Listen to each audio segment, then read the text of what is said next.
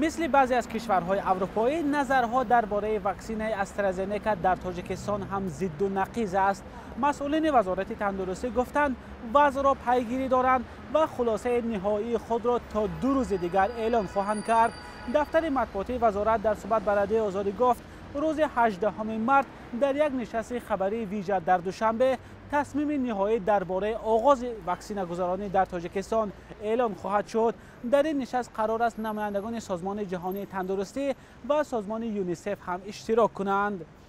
اما در بین مردم بخصوص پزشکان که باید اولین شده واکسن استرازنکا را گیرند نظرها یکسان نیست. برخی پزشکان میگویند گرفتن واکسن مهم است، اما ایده دیگر از دکتران گفتند چون بحث درباره امن بودن واکسن استرازنکا زیاد شده است تا زمان خلاصه نهایی از گرفتن این نمود واکسن خودداری میکنند. تاجیکستان روز 9 مارس 192,000 وایه از واکسن استرازنکا را دریافت کرد. این واکسن ها در دایره برنامه کوواکس سازمان جهانی بهداشت رایگان به تاجیکستان داده شدند. در پس منظر بحث ها اطراف واکسن استرازنکا حالا معلوم نیست که در تاجیکستان به امکان ضد کرونا ویروس با این نمود واکسن آغاز میکنند یا نه.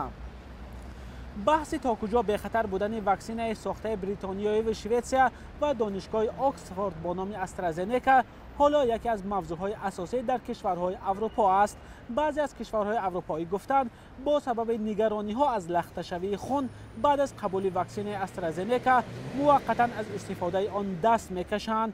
اما سازمان جهانی تندرستی از کشورهای جهان خواست استفاده واکسن استرازنکا را قطع نکنند، چون به گفته مسئولین سازمان هیچ دلیل درباره ارتباط مستقیم میان واکسن استرازنکا و لخته شوی خون وجود ندارد.